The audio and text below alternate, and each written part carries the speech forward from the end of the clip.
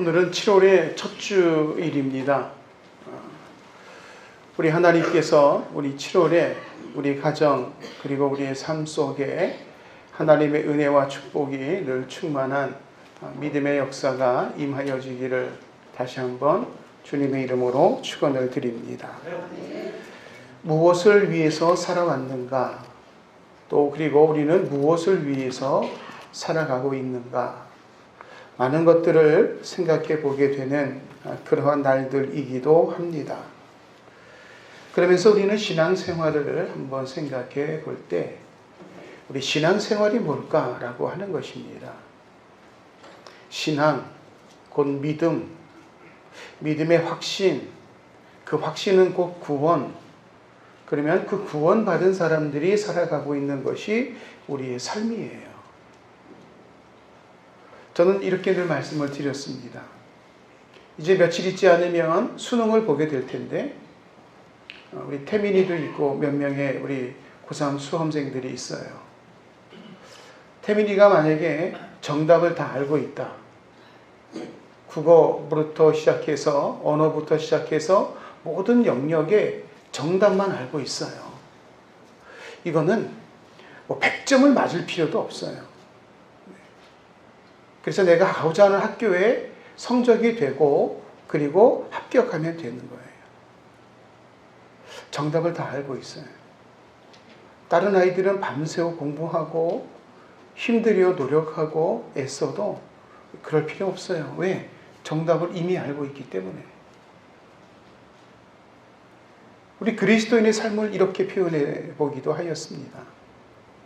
우린 정답을 알고 있는 사람들이에요. 그런데 우리가 살면서 정답을 모르는 사람들 속에서 살면서 우리는 정답을 알고 있는 게 오히려 힘이고 능력인데 우리는 그것보다는 정답을 모르는 사람들이 살아가는 게 더 그게 바른 건 줄로 알고 그렇게 따라가고 있어요. 그래서 세속화되어져 간다는 말이 있지요. 교회가 하나님께서 바른 길로 나아가는 길, 그 은혜. 오늘 제목을 바른 축복의 통로라고 말씀을 드렸어요. 주님께서 내가 곧 길이요 진리요 생명이라고 말씀을 하셨는데 우리가 주님 따라가면 진리요 길이고 생명이 되시는 주님께서 우리에게 하나님의 놀라운 역사를 이루어 주실 줄로 믿습니다. 이 믿음으로 가는 게 믿음 생활이에요. 신앙 생활이에요. 오늘 우리는 7월의 첫 주일입니다. 성경의 가장 첫 번째 예물을 드린 사람에 대한 것은 창세기 4장에 나오고 있어요. 거기 두 사람의 이름이 등장을 합니다. 하나는 가인이고 하나는 아벨이에요. 이 가인과 아벨의 제사로 하나님 앞에 첫 번째 예물을 드린 사람들의 이야기가 시작되고 있습니다. 가인은 농사를 짓는 사람이었어요. 농부이기에 땅의 소산으로 제물을 삼아서 여호와 하나님 앞에 드렸고 아벨은 양을 치는 자이기에 양의 첫 새끼와 그 기름으로 드렸다. 그렇게 성경이 말씀하여 주시고 있습니다. 여호와 하나님께서 아벨은 그 제물과 그 기름을 연락하셨는데 가인은 그의 제물을 연락하지 아니하였다고 성경이 기록하고 있어요. 왜 그럴까? 많은 신학자들이 이 부분에 대하여서 생각하고 연구하고 지금도 도서관에 가면 이 가인과 아벨에 대한 제사에 대한 논문이 무척 많습니다. 도대체 왜 그럴까? 왜 하나님이 가인의 제사를 받지 않으시고 아벨의 제사를 받으셨을까? 성경은 가인이 땅의 소산으로 제물을 삼아 여호와께 드렸고 아벨은 양을 치는 자이기에 그냥 양의 무리 가운데 하나를 드렸다. 이렇게 말하고 있지 않아요. 아벨의 제사는 좀 달라요. 왜 다른가? 무엇이 다른가? 이 아벨은 양 치는 자이기에 양의 첫 새끼를 드렸다. 첫이라고 하는 것을 말씀하고 있습니다. 성경에는 이 성경에 나타난 이 기록 중에 첫 자가 중요한데, 아벨은 하나님께 처음 소산의 첫 새끼를 드렸다고 했고, 그리고 그 가인은 그냥 땅의 소산 중에 일부예요. 그걸 드린 거예요. 우리가 하나님 앞에 예물을 드림에 있어서 구별이 있고 마음의 중심이 담겨져야 될 줄로 믿습니다.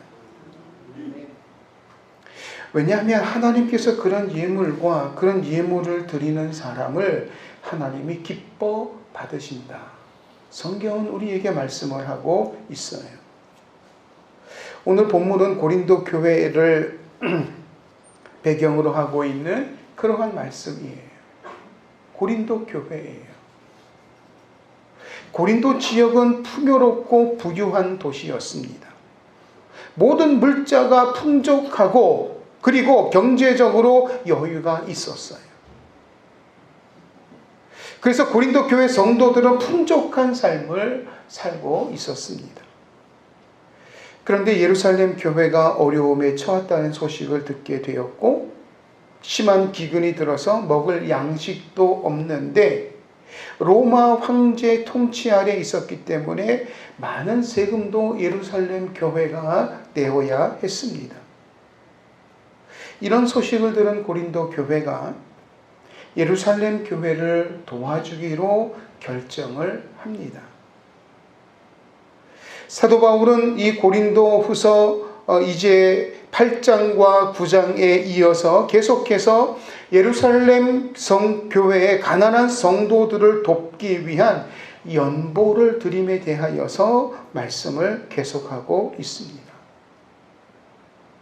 우리 사람들은요, 주는 일이나 드리는 일이 아니기 때문에 이러한 것, 우리가 하나님 앞에 드려야 됩니다. 받는 일과 생기는 일에 대하여 관심을 많이 갖고 있기 때문에 이 드리는 일과 주는 일에 대하여서 우리가 말씀을 볼 때, 아유, 이것도 그쵸?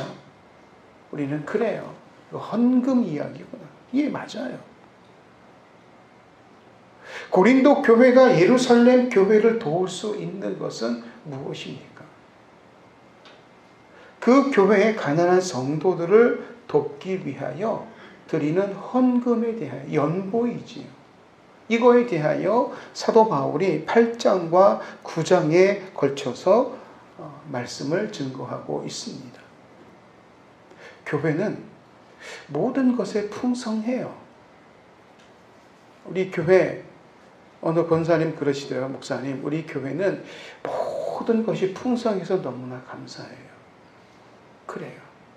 우리 풍성해요. 나눌 수 있고 섬기는 일을 하니까 하나님이 풍성의 은혜를 주셔서 우리 교회가 넉넉하고 풍성한 줄로 믿습니다. 그렇게 모든 물자는 풍성한데 돈은 궁핍해요. 교회가. 이게 문제이죠. 대부분의 사람들은 받는 일, 그리고 생기는 일. 가끔 교회에 무엇인가 집에 있으면 가지고 오시는 분들이 계셔요. 감사해요. 가져다 놓으면 필요한 분들이 있으셔서 또 그걸 가지고 가실 때도 있어요.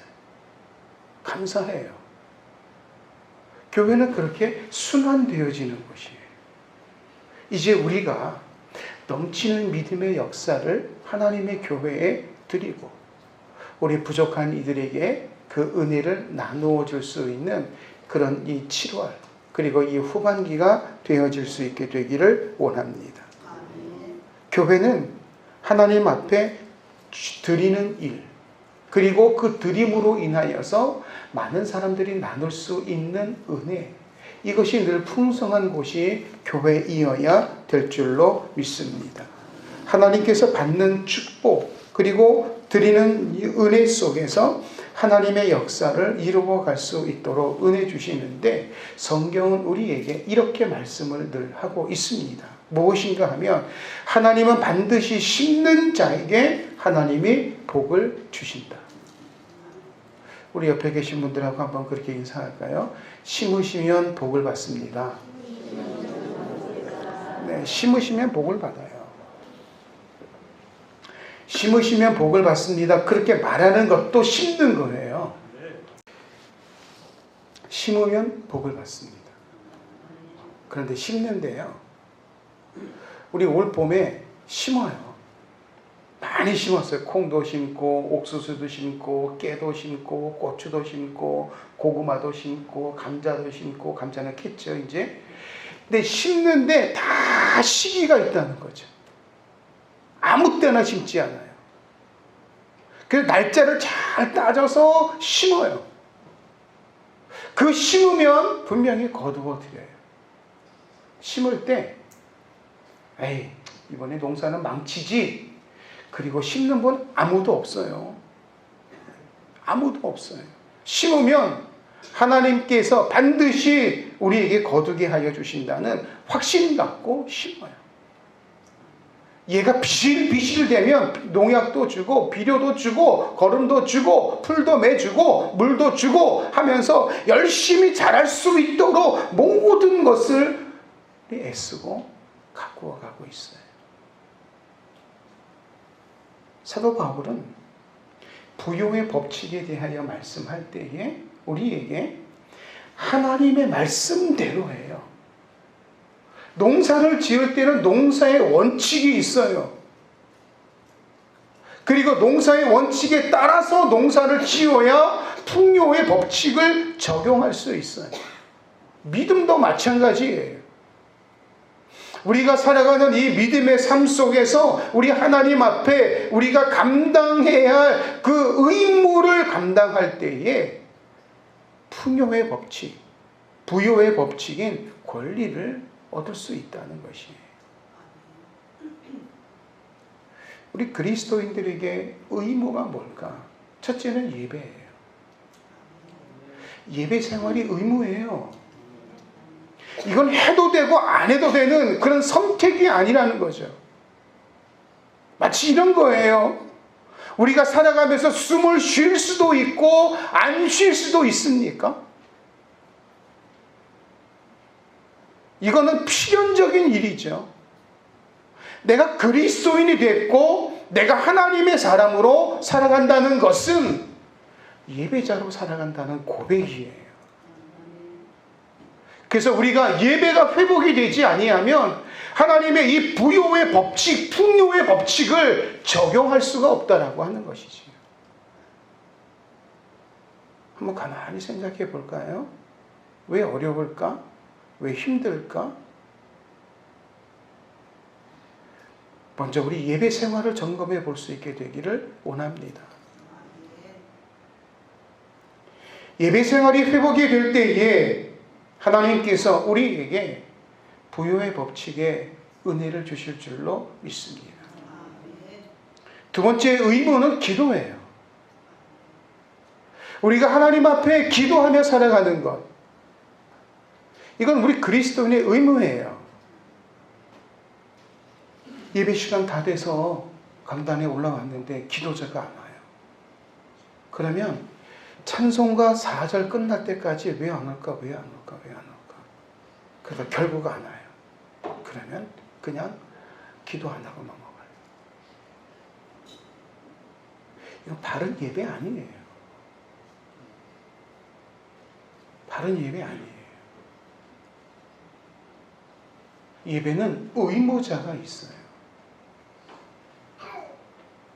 반드시 하나님 앞에 의무를 감당할 때에 하나님께서 기뻐하시는 예배가 회복되는 역사가 임하게 될 줄로 믿습니다.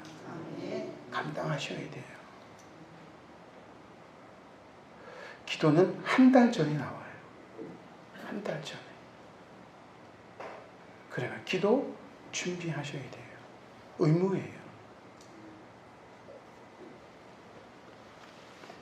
세 번째, 우리 그리스도인의 의무는 봉헌의 생활이라고 하는 것입니다.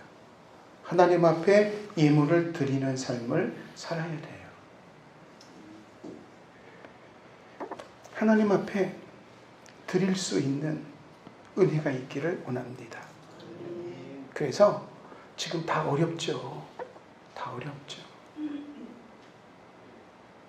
그래도 우리가 감당해야 할 헌금의 기본 생활은요, 11조 드리는 일인 줄로 믿습니다. 우리 교회뿐만이 아니라 우리 가정이 하나님의 물질의 축복을 받기 위해서 우리 온 교회가 하나님 앞에 그렇게 기도하고 헌신하자, 이렇게 말씀을 드렸던 게 2020년 올해예요. 무엇이냐면 우리 온 교회가 11조 하는 가정 되자. 11조 하는 가정 되자.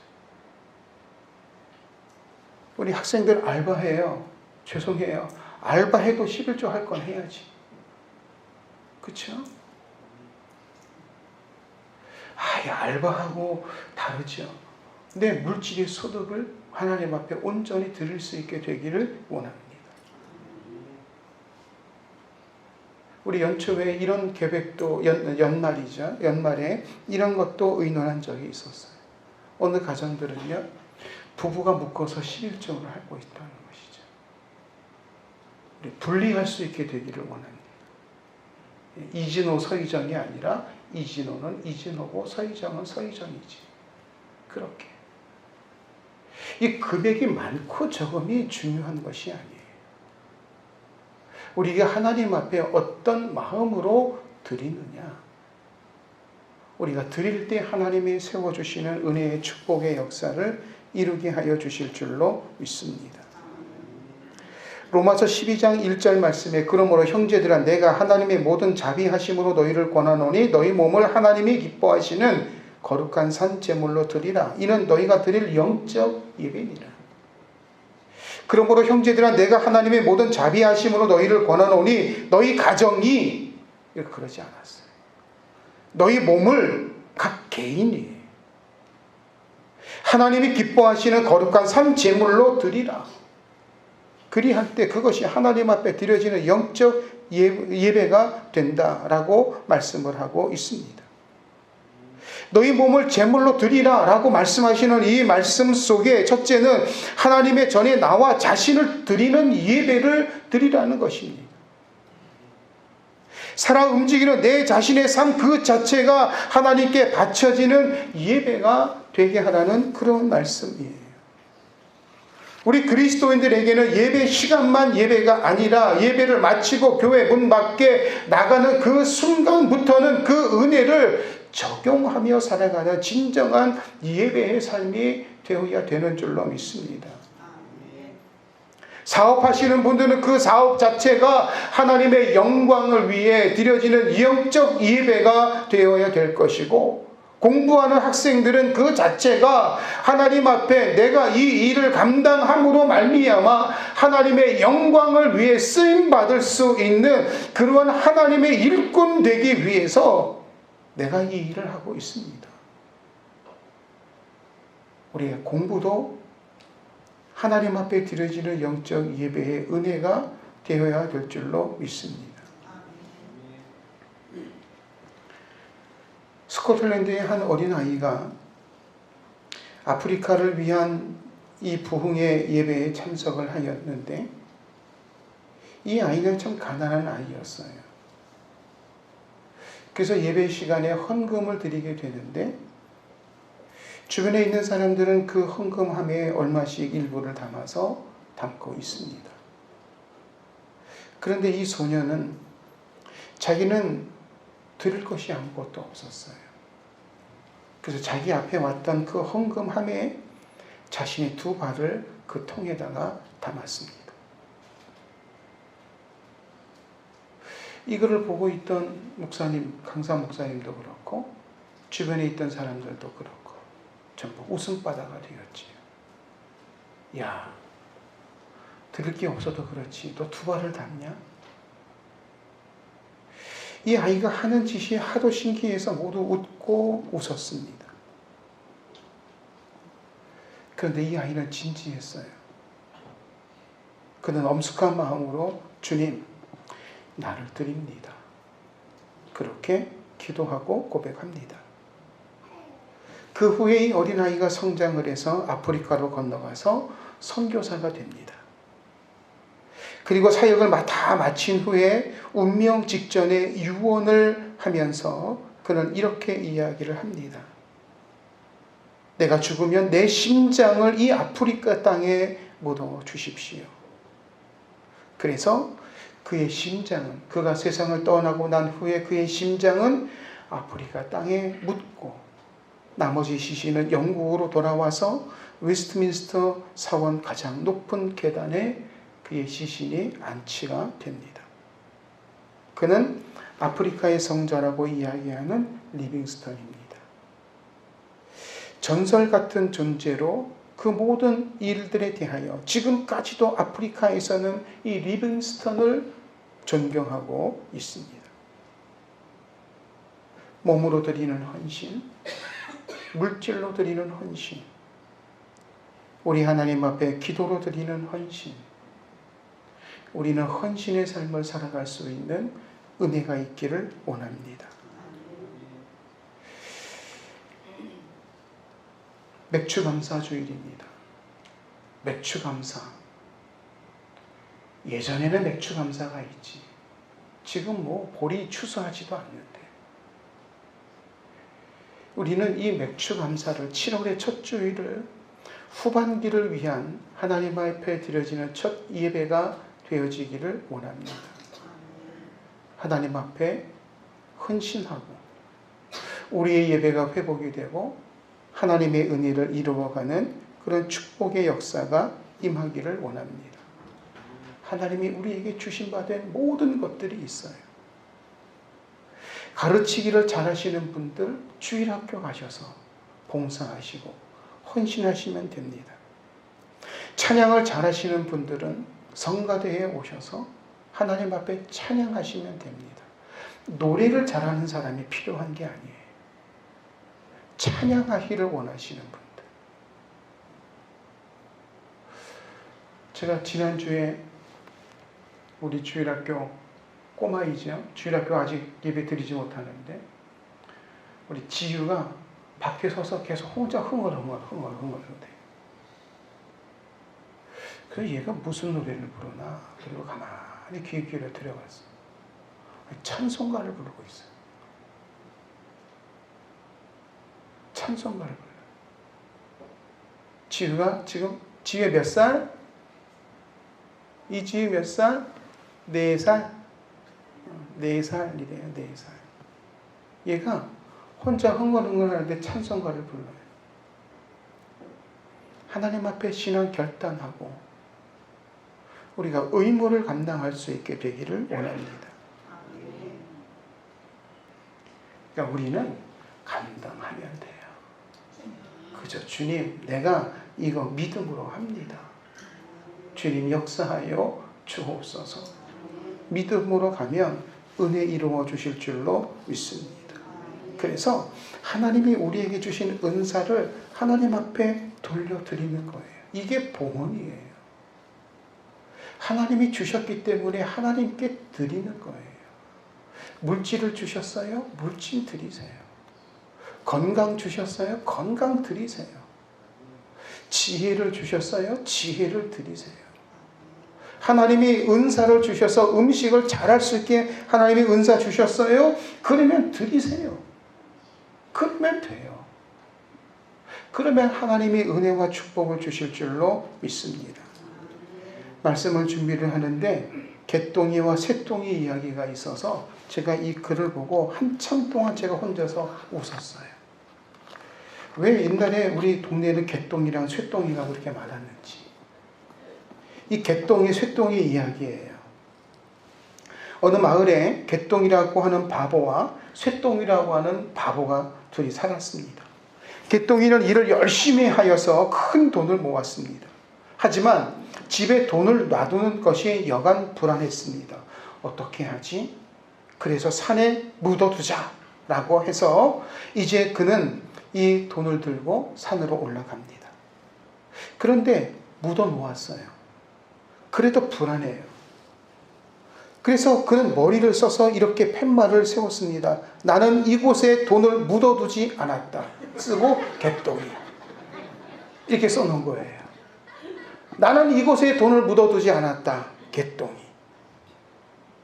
마음이 가벼워진 이 개똥이는 야, 이제 안심이야 하고 손을 털면서 산을 내려왔습니다. 그런데 같은 마을에 살고 있는 이 쇠똥이가 산에 나무를 하러 갔다가 이상한 팻말 하나를 발견하게 되었습니다. 여기 개똥이가 돈을 묻었나? 안 묻었나? 안 묻었대. 그런데 이상해요. 그래서 이 쇠똥이가 땅을 봤더니 돈이 나왔어요. 그래서 이 쇠똥이는 이 땅을 얼마큼 파다 보니까 돈이 나와서 이 바보 같은 개똥이 녀석 돈을 여기다 묻어놓고 안 묻어두었다고 써놨구나. 쇠똥이는요, 그 돈을 들고 산을 내려오다가 야, 이거 혹시 내가 의심받으면 어떻게 하지? 그래서 이 쇠똥이는 그곳에 팻말을 이렇게 써놓았어요. 벌써 아세요? 이거 제가 이 글을 읽고 한참 동안 웃었다니까요. 쇠똥이는 이렇게 써놨어요. 나는 이곳에 묻혀있는 돈을 진짜 절대로 가져가지 않았다. 쇠똥이. 이렇게 써놓은 거예요. 다음날 불안했던 개똥이가 산에 올라갔습니다. 흙이 파헤쳐져 있는 걸 보았어요. 그리고 땅을 파보니 돈이 없죠. 개똥이는 털썩 주저앉아서 땅을 치며 울어요. 울다가 보니까 쇠똥이가 꽂아놓은 팻말이 보였습니다. 뭐? 새똥이가 돈을 가져 않았다고? 이제 내가 알겠네. 그리고 내려와서 동네 사람들한테 이야기합니다. 동네 사람들 다 나오시오, 이 나쁜 도둑놈들아. 쇠똥이만 빼놓고 너희들 나한테 걸리면 다 죽어. 그러면서 이 개똥이는 동네방네 울며 불며 다니고 있었다는 이야기입니다. 참 바보죠? 우리가 바보인 것 같았어요. 우리가 땅에다 묻어놓고 안 묻은 것처럼, 훔쳐 쓰고도 안 훔쳐 쓴 것처럼. 그런데 하나님은 아시는 줄로 믿습니다. 사르밧 과부가 자기에게 마지막으로 남은 가루와 기름으로 떡을 만들었습니다. 이 사르밧 과부는 이거 먹고 우리 죽자 그랬어요. 그런데 하나님의 종 엘리야를 그가 공개를 하게 됩니다.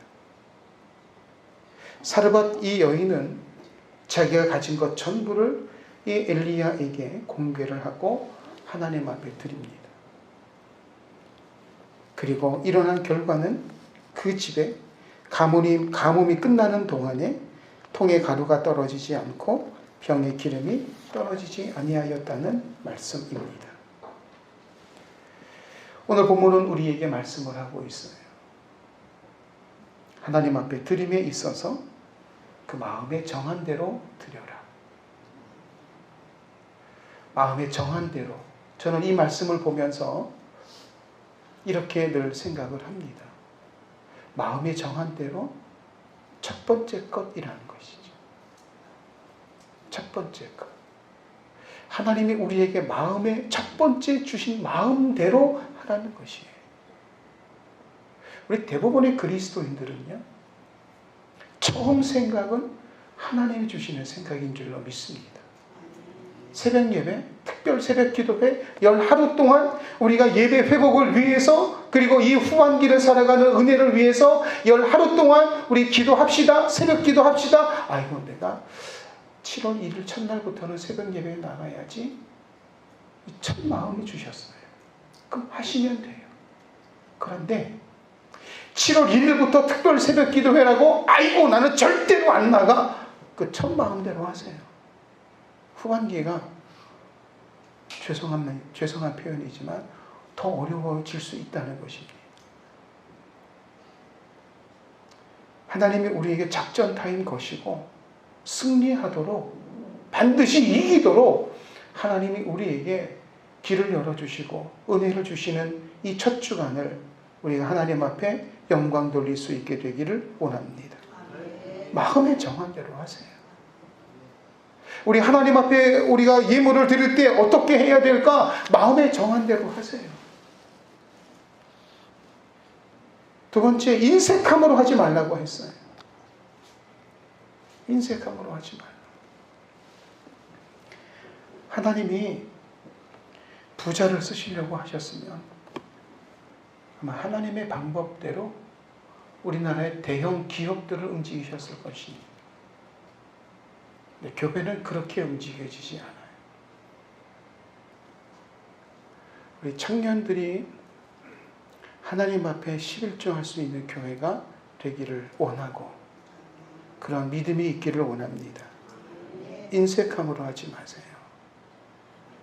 베다니에 사는 마리아는 예수님을 향해서 자기의 옥합을 깨뜨립니다.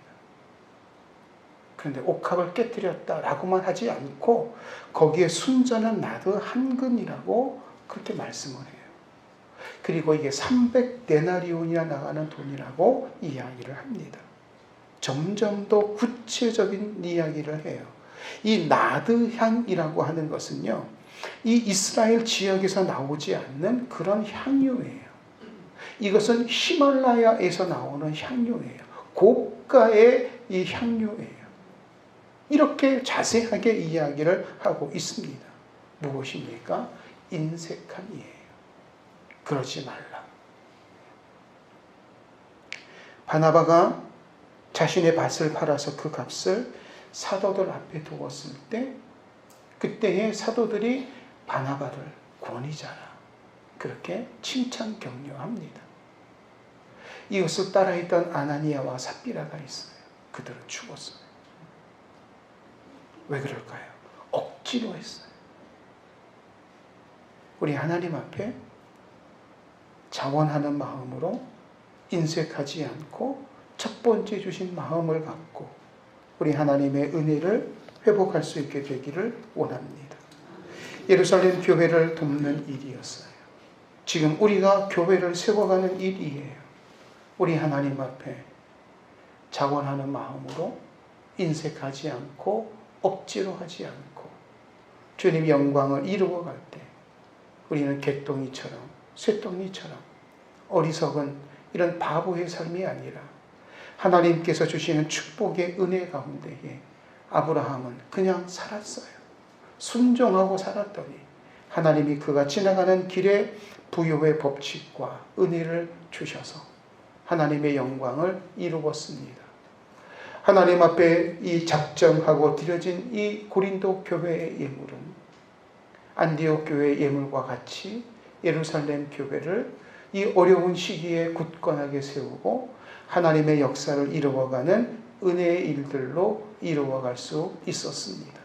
지금 우리 힘들고 어려운 때에 교회를 위해서 주님 앞에 우리도 자원하는 마음으로 그리고 인색함이나 억지로 하지 않고 맥주에 감사를 드리며 후반에 하나님께서 주실 축복을 기대하며 하나님의 영광을 이루어가는 복된 은혜. 그래서 우리 온 교회가 11조 생활하고 하늘의 복을 누리는 믿음의 역사가 임하기를 주님의 이름으로 축원을 드립니다.